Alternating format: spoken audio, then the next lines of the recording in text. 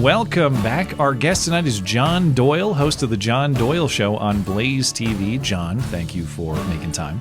Yeah, of course. Thank you for having me. Very excited to be here. You have many fans in our audience, but you're new to me, so I need to catch up. What is the John Doyle story?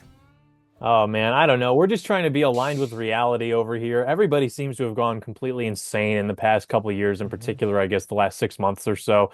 But I don't know. I just started making content online after graduating high school. One thing led to another. Now I'm doing a podcast over with my friends at the Blaze. And so we've just been covering the daily news, cultural happenings, things of that nature. Throwback to high school. You make me feel ancient, man. Yeah. You make me feel like an old man. But I was told by a listener of mine who appreciates you that you are a big plan truster. And that's right. I don't think that we're doomers or we're black pillars around here, but as a general Trump appreciator and three-time Trump voter now, I think this is kind of a low point of both terms of his presidency. Can you sell me some optimism, some hope, or is it even fair to call you a plan truster? You tell me. No, I'm definitely a plan truster. I could do that. I would have to ask respectfully that you be maybe a bit more particular and maybe what you're disappointed about. I mean, I think there certainly have been some disasters pertaining to things like the Epstein files, pertaining to like the Iran war. I certainly wouldn't try to run defense for those things necessarily, but most of what I see from the kind of not even black pillar or panic-in spheres necessarily is usually just like deliberate, in my opinion, misrepresentations of the administration's progress, usually meant to drive social media engagement, which I think is just typical human nature in terms of how we want to engage with news content. Like it's the famous adage, you never read a headline about a plane landing safely. It's always the plane that crashed. And so I think that it was almost prophetic in some ways when Trump said people would get tired of winning because in 2024, you didn't see this kind of division among Republicans or the online right. I mean, everybody was very unified behind Trump for a time. And then there was some kind of maybe disinfo ops pertaining to different things that he was looking to get involved in. But now I think that Trump has become the president again. And we are seeing, for our lifetimes, I mean, I'm not sure how old you guys are, but certainly in my lifetime, probably the most successful Republican administration.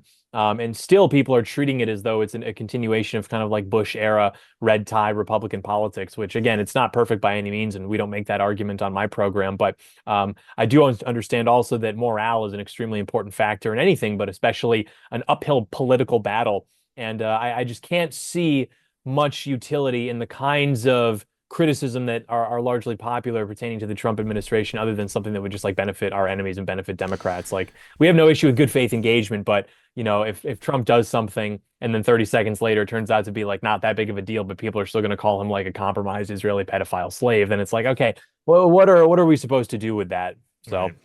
No, I think you hit it exactly. The Iran stuff is hard for me to understand. It's hard for me to find a lot of positivity in. And I think when I look back to my vote, certainly each time, but definitely last time in 2024, if the list of priorities included another regime change war in the Middle East, that was generally not what I was checking the box for. Sure. Though, I understand there's a case for optimism, or we have to think a little bit more long term than what we've seen necessarily over the last month. And even what we have seen over the last month isn't total disaster.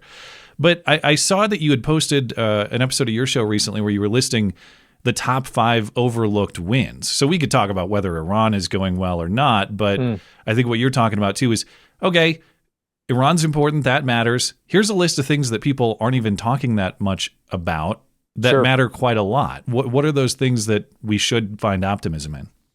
Basically just things that were increasing the positive vibes of the American experience. And why I think that's important is because ideally we would all agree that for better or worse, the Trump movement, the Trump momentum is more or less like the only shot that we have. I mean, wherever that goes is going to be extremely important for the success of the American right and for conservatives, because obviously the Democrats would like that to go away. Obviously, establishment Republicans would like to assimilate it back into neoconservatism or contain it as they always have.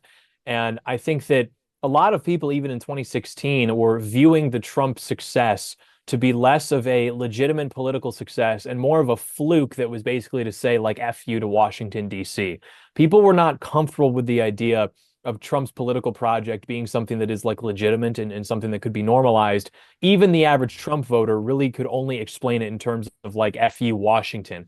They were still very kind of worried or anxious about explaining it as something normal that they believed in, or could justify to liberal family members, friends, or what have you. And so, why I think a lot of these maybe more overlooked successes, like with crime, for example, cracking down on crime in major cities throughout the country, particularly cities like Memphis, which have gone from places where you couldn't even go out to get a drink at night without having to worry about a gun getting stuck in your face. And now those are places where people can go out and experience, a great American cities. And I think that things like that, or even smaller things like not having to take your shoes off at TSA, those little things that Americans don't appreciate about their experience in their own country do kind of affect how they're experiencing the politics as well. Because, the average citizen who maybe even votes, though most people I don't think do, they're going to think about things like grocery prices, the economy, crime.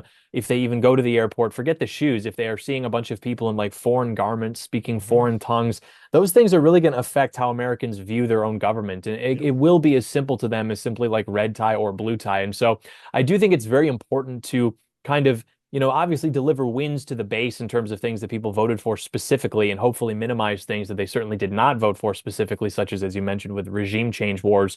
However, even these like little things, while they seem very intuitive to us, like, yes, of course you would want to attack crime, of course you would want to go after things like that, it is very important to kind of normalize our political project to the whole country, because people prefer stability over instability. They will literally take like a stable regime that is doing managed decline, like you saw under the Obama years or the Brandon years. They would almost prefer that to the sort of like uncertainty of something that presents itself as more volatile or unstable, like the Trump administration, even if it's announcing things that they would agree with more in terms of like what their priorities are in government. And so I do think it's very important that we kind of put out messaging that is reminding people like, hey, we're obviously upset about this or that. We voted for this or that. We're not getting that to the extent that we would like. However, we do have more of a window here. We do have doors opening here for us to continue that, and hopefully get everything we want in the future if we can kind of keep it together and govern accordingly. Because I think that what happens is when we sing doom and gloom on the TL, all you're doing is kind of giving people permission to go back to perceiving the Trump administration as something that was always a fluke. It was never serious. It was always just about basically LOL, FU Washington, we're kids on skateboards just being totally unserious. Everything is a meme. And there's certainly some utility to that. That's always fun. We like to dunk on the libtards. However, I do think that ultimately victory should be boring in a certain sense. I think that we do kind of have to focus a lot on the sort of boring victories that are perhaps being overlooked because they're less tantalizing than a regime change war or James Bond villain island, stuff like that. Well, this is how out of touch I am. I didn't know that you don't have to remove your shoes anymore at TSA. I never fly. So that's actually news to me. I'll look forward to that the next time I fly, which hopefully is never. I'm out here in Montana. I don't want to leave. I don't want to go anywhere else.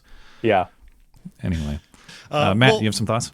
Yeah, but one of the things I like that you did recently was during Black History Month, you did a video a day where you went through a sort of Black history myth and explained why it was either exaggerated or totally false. And I thought it was very useful because, every country to some extent has a founding myth. Sure. Thanks to the left, the founding myth in this country is slavery, everything is racism. And you'll even see the left use religious language where, racism is the original sin of America. And the civil rights movement is almost like the, Christian, cleansing of past racism. And the stories, though, they use to promote the civil rights movement, the civil rights narrative, are mostly from activists or are kind of garbled through history like a game of telephone. And I think a lot of the, even 90s racial history, the George Floyd era history, it's going to be written by the same type of people who lied to us about the civil rights history. And I guess to avoid rambling, what are, some of the biggest ones you found that you think people should know about? And I really enjoyed this series.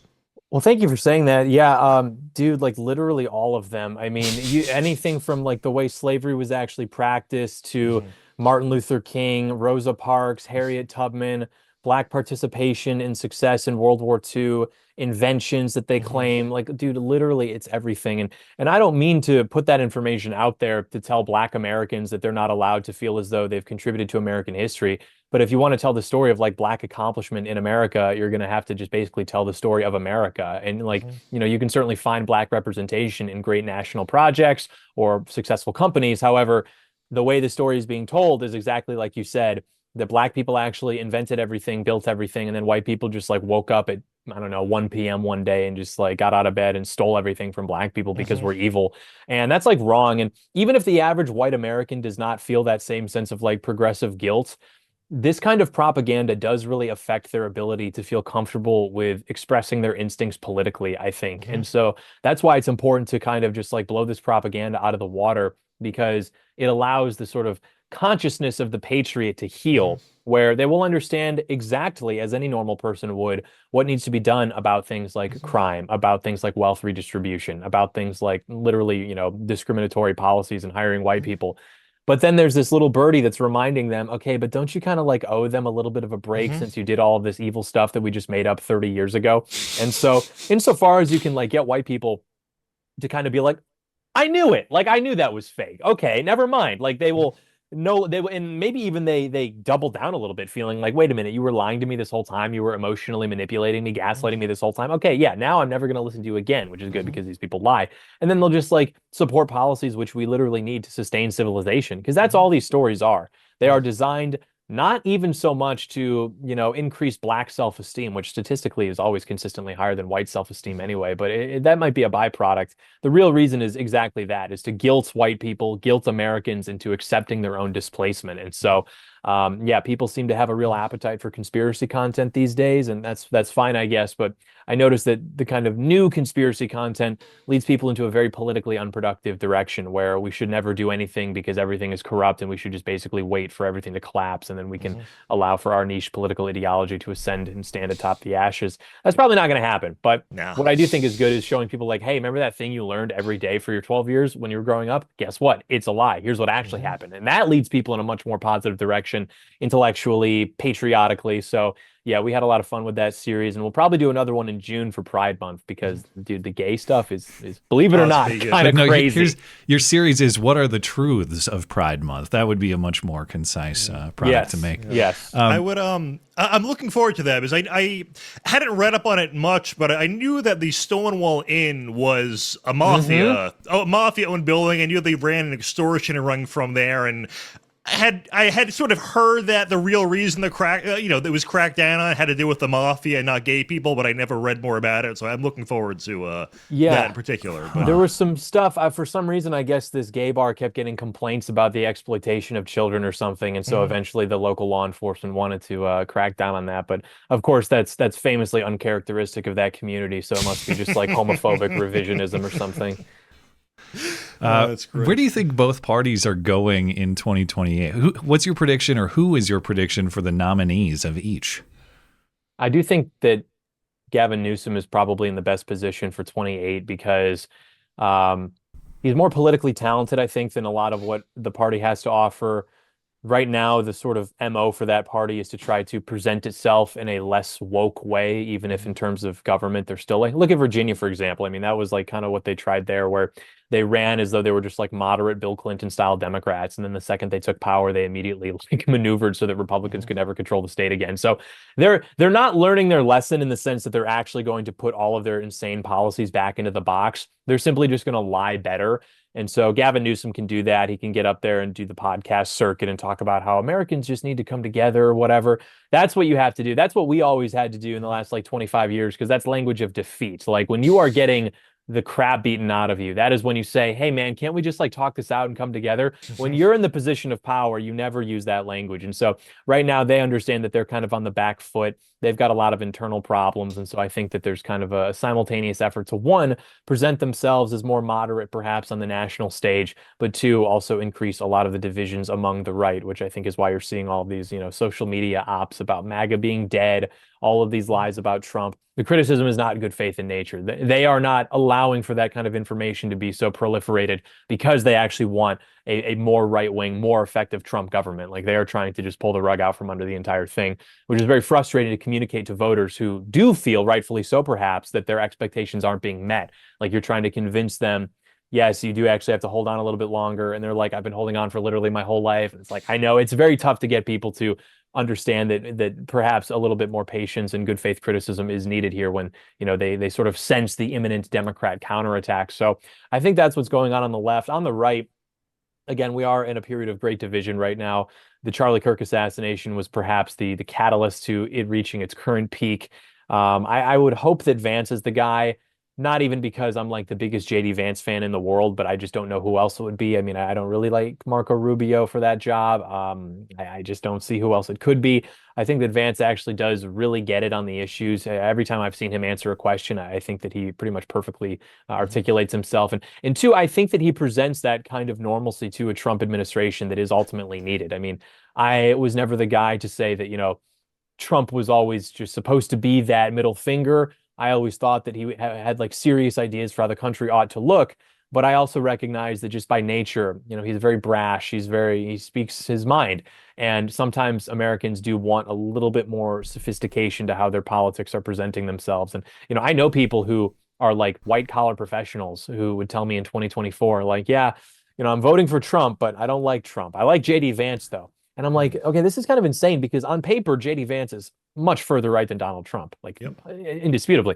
But because he can present himself with Ivy League credentials, with a bit more polish, people are more comfortable with that than Trump, who they always say is just a 90s Democrat. But because he gets in there and he's much more, he's gesticulating and he's, dropping expletives, like that doesn't quell some of the anxieties of perhaps the professional class in America. So I think that is maybe where I would put my chip down, is a Newsom versus Vance kind of situation. I think those will be some high-level debates if it goes that way. They're probably both favored to get the nominations in their parties, but we've had years of Trump debates, and don't get me wrong, they're entertaining. I've loved watching them. But to your point, Gavin Newsom, I think, has a talent for this. He's wrong about virtually everything, but he can sell it in a convincing way. And JD Vance, I think, is excellent in presentation as well. So those two on the debate stage is going to be something to watch, I think. Yes. Yeah, even the Tim Walz debate, I thought, was very well structured between, how they both presented themselves. I mean, obviously, JD Vance came out on top as he's not friends with school shooters, but I did enjoy the dialogue. I don't know, it was a nice change of pace. Yeah. Well, I also saw that you'd posted about being an ex-libertarian. Me too. And I don't know if I embrace that title. My thing with libertarianism, I think, as a view of philosophy of government, it is sensible. My problem with libertarianism is there's a lot of moral relativism in it. Mm-hmm. And my dispute with a lot in the libertarian community is, no, there is an objective right and wrong. We should seek to behave that way, and we should encourage good behavior, discourage bad behavior. That doesn't mean that the government has to be involved in every little thing and micromanage. Mm-hmm. But I am not going to act like, let's put it this way, simply leaving people alone is not a sufficient moral framework. There's more to a life well lived and a life poorly lived than just leaving people alone. But what is your basis for saying that you're a former libertarian or you don't identify as one? What's your problem with libertarianism? I just realized that it's, I don't know, I saw a meme that was, which is unfortunate, if the ideology is so fragile that, I mean, maybe this was not the most sophisticated intellectual exercise on my behalf, but if the meme was, or the belief was so fragile that it could be destroyed by a meme, then maybe that does speak to, I don't know, its efficacy going against the global left. But essentially the meme was of like a Pepe the Frog in a MAGA hat, and he was about to be executed by an NPC. And the NPC said, "Any last words?" And Pepe the Frog said, "My principles." And then he got killed. And I was like, dude, that's like literally it. Because, these people are a very deferential people, because to be a libertarian, you almost have to have a naturally conflict averse temperament, which I understand is going to sound crazy since these are the guys who love to say, "Don't tread on me or I'm going to get you." Okay, dude, very cool. But ultimately, like what they believe about the world is that no one should fill that power vacuum. That power vacuum should be minimized. It should be left on the table. And that is simply incompatible with how politics works. And so when you have a libertarian party or libertarian representation in the Republican Party, what you tend to see is not actually those people having what it takes to move the ball down the field and even complete what they state are their objectives. They tend to just like get in the way of the right actually doing anything and say, no, we can't do that because what if it's done to us? It's being done to us anyway. And it's like, there was a Stone Toss comic, kind of similar to what you were talking about, where a guy is about to be executed, and he's like saying to his friend who's also about to get shot, he's like, "Well, listen, if we use power against the left, they'll just use it when they get in charge." And, well, they already have been. So I'm very sympathetic with that guy. He He seems sensible, actually. Yeah. So that was more or less it. And, I think that all of us would probably agree that in an ideal society, and I also too don't appreciate the kind of intellectual bastardization of America's like political history, where, the libertarians will tell you about how libertarian in attitude the founding fathers were.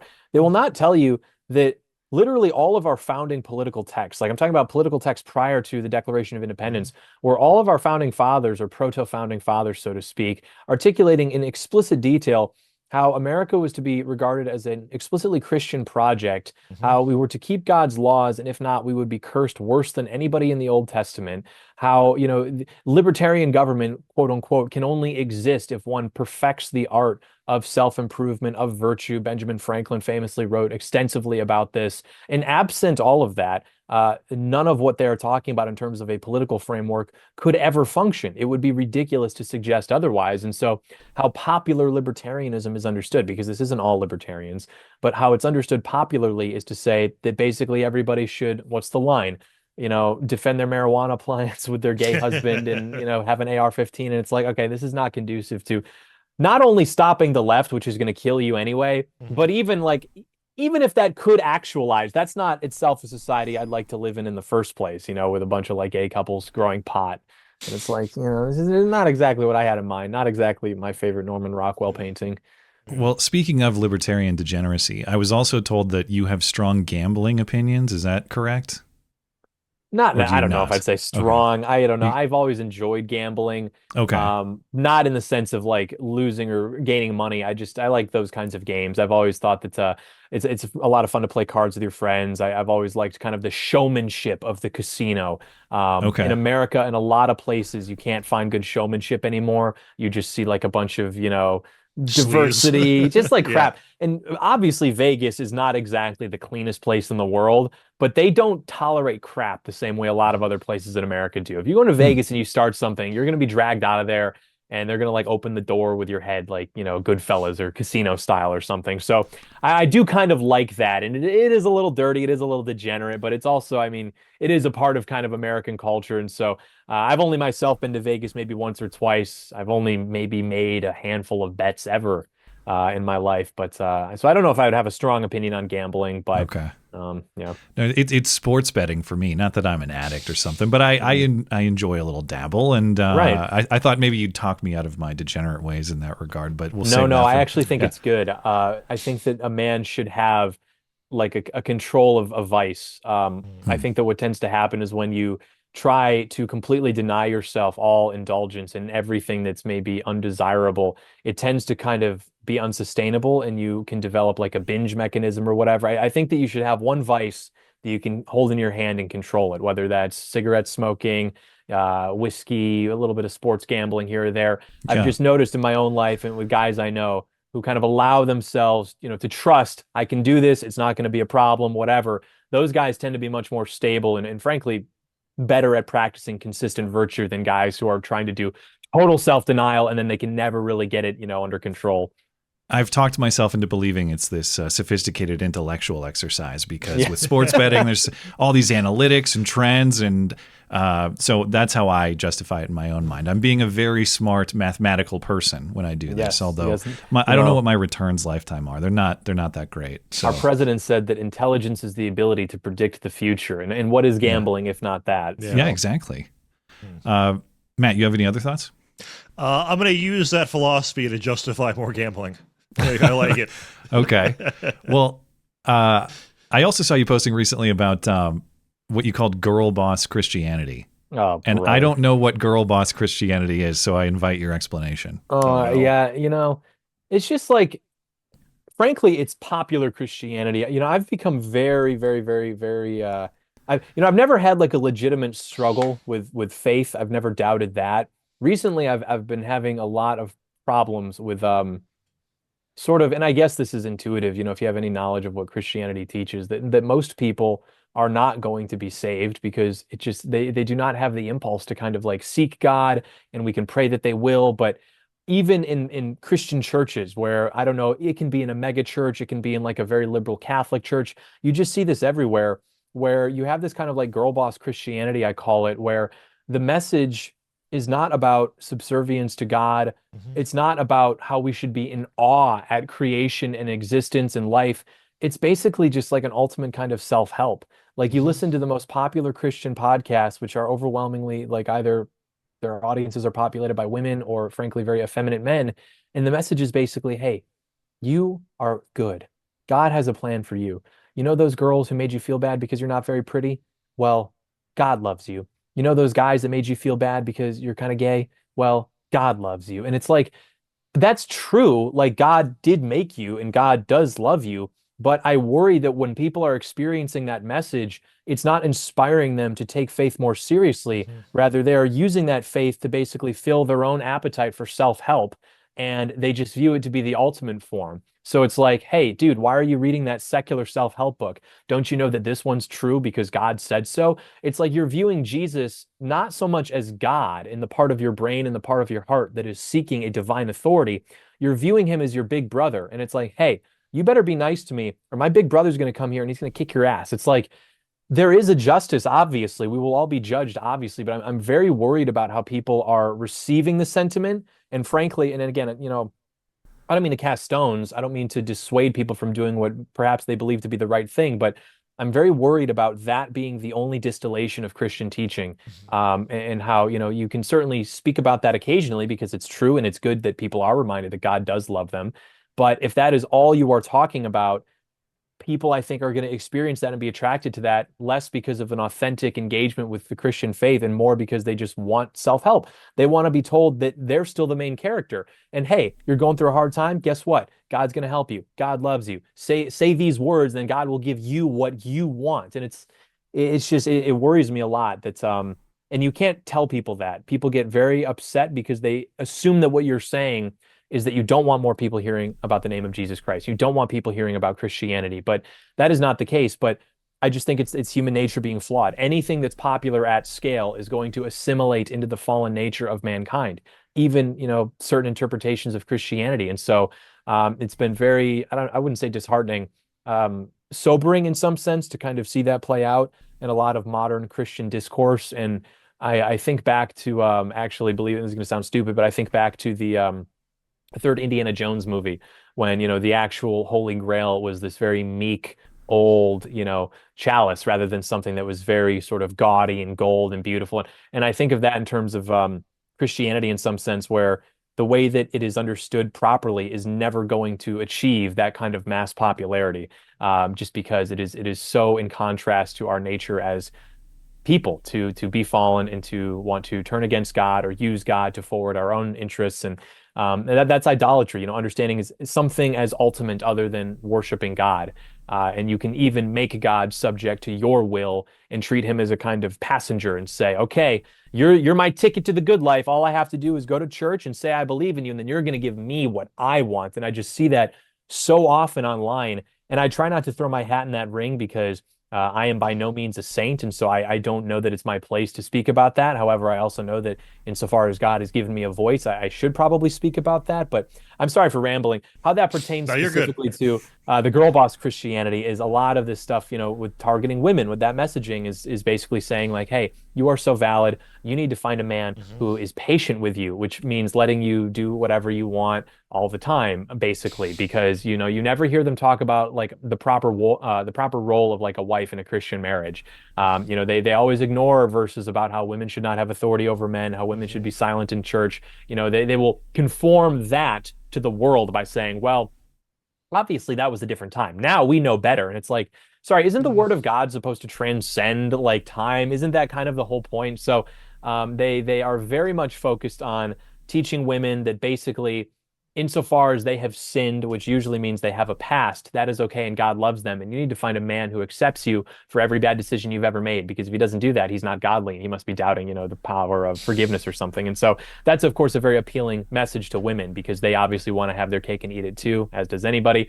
And so they'll go through life and they'll perhaps get involved into some pretty immodest behavior. And then they go and they marry some Christian guy who, you know, really believes that she can be virginized or she's an angel because now she's converted to Christianity. And it's like, look, dude, I hope that marriage works out. I really do. But You can't scold young men for wanting a wife who has perhaps made better behavior. And when I talk to these kinds of Christian women, you say that to them, they melt down. I got kicked off a podcast one time. This woman wanted to talk to me because she thought that, I was all on board with Catholicism and this kind of stuff, and I am.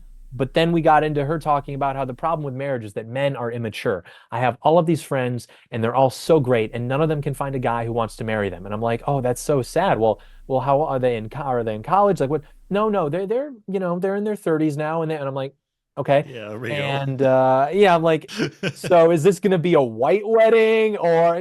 And so eventually she literally like, "I don't want to talk to you anymore," because I was refusing to endorse the position that these guys that listen to me should just go and marry some, quote unquote reformed girl just because now she takes her faith more seriously, which again, that is not to doubt the power of salvation or grace or anything. And it's not to say that people can't change. It is to say, I find it very convenient that messaging would be targeted towards women after the fact. And so that's Girlboss Christianity. It's basically viewing Christianity as the ultimate tool to govern male behavior rather than something that is divine and that has authority over all of us. It's basically saying, you disagree with me? You think that I shouldn't have had a phase? You think that you shouldn't listen to me? Well, guess what? The way that I understand this book, which is the rules we all have to follow, says it does. And guys, frankly, nowadays are just too pusillanimous to resist their wives, dude. They're like totally just weird. I don't even know what that word means. Never heard it before. That's Wow. that's where the P word comes from. Yep. Pusillanimous. Okay. So. Well, that's our guest, John Doyle. You can find the John Doyle Show on Blaze TV. Great vocabulary lessons over there, I'm told. Linked in the description for you. John, is there anything else you'd like to promote? No, aside from my 10-minute incel raging about the state of the modern woman, I had a lot of fun. Thank you for having me. And yeah, please come watch the John Doyle Show. It's a very reality-aligned program. Hey, Thank you for your time.